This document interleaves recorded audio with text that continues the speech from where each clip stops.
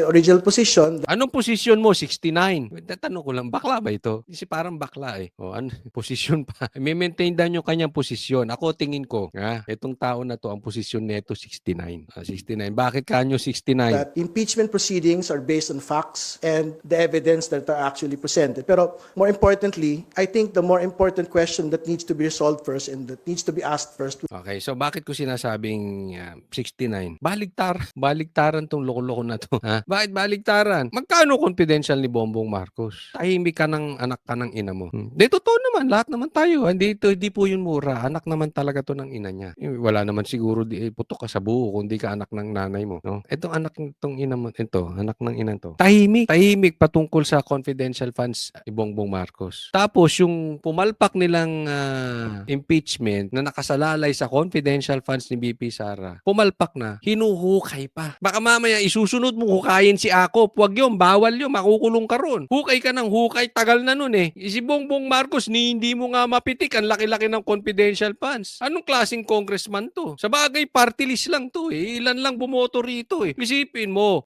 32 million ang bumoto kay BP Sara. Record sa Pilipinas na boto. Let me repeat that. Pinakamataas na natanggap na boto sa Pilipinas. Ikaw na, ilan lang ang boto mo? Gusto mong patanggal. Kaya sa'yo, baligtad talaga eh. Baligtad yung utak mo, kaya yung position mo, 69.